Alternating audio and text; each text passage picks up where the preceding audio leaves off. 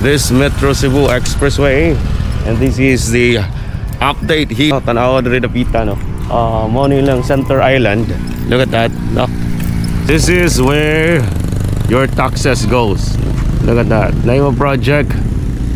Okay siya, no. Mabasa na to. That is, this is Metro Cebu Expressway Package 4, and name of contractor QM Builders.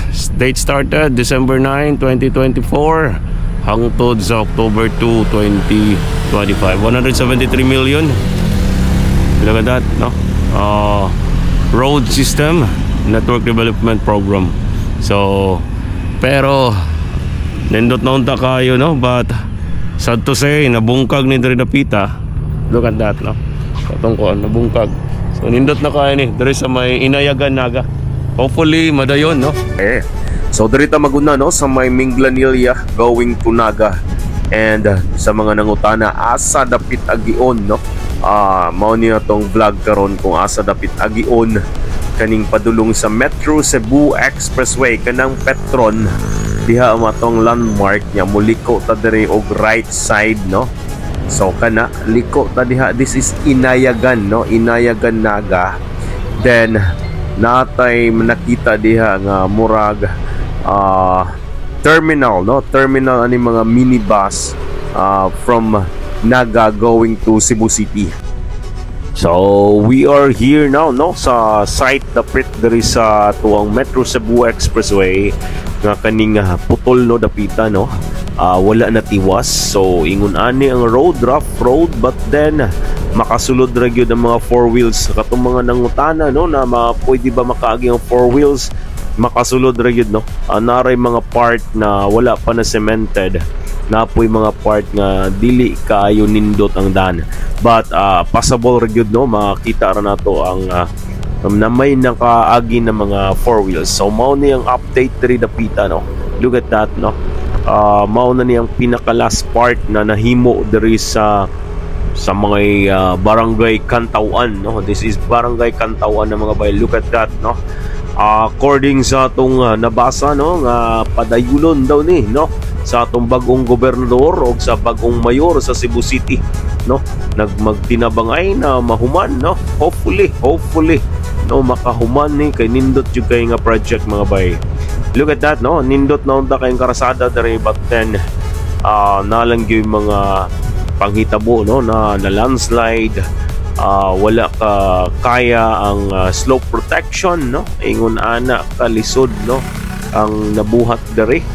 So dako-dako na sa nigastuhon. Look at that, no. Makita nato na diha dapita ang naguba, no, na landslide ni diri dapita. But then makagi lang gihapon, no, maagian na karon sa pagkakaroon ang atong dalan diri sa Metro Cebu Expressway. This is in Barangay Kantawan, no. Tanawa na, no, ang slope protection na nga bungkag. Landslide na diha dapita, mga bay. And atong nakita, I think dako-dako na jud nig ay repair na pod, no. Hopefully mapadayon gyud ni nila sa bagong administrasyon karon, and masuportahan sa national government, no, ang atuang project, no, project diri sa Cebu, no.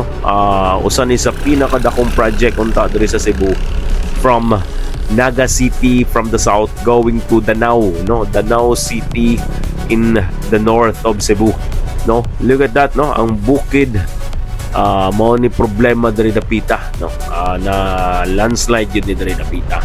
So hopefully, no, makita na natong improvement puhon-puhon sa atong mga bagong administrasyon karon. And atong tanaw, no, ang diri dapita nabungkag lang gihapon, dako-dako gyud damage, and hapit na taning na cemented na gyud, no. Sa unahan cemented na ni, nindot na kay diri sa unahan, no. Layo-layo pa gyud ang Pangdan, no, barangay Pangdan. So mga siguro na ani sa mga 7 kilometers ang nabuhat, estimated lang, no, estimated lang na. So kani, no, mao ning dapita nga naputol dari dapita kay na landslide man gud ni, so wala gyud na tiwas. So kana, no, this is the road nga nindot, no? Naatay Center Island, naatay mga nakita diri limpyo, no? Limpyo nga tong Center Island karon, murag maintain jud ni nila, no? Look at that, no? Nindot kayo agian karon diri sa Metro Cebu Expressway. But then tanawon pa nato sa unahan, no, kung unsa pay ikuan, no, tag-as na kayong sagbot diri diri dapita. This is in Barangay Pangdan na ni siya, mga bay. And sa atong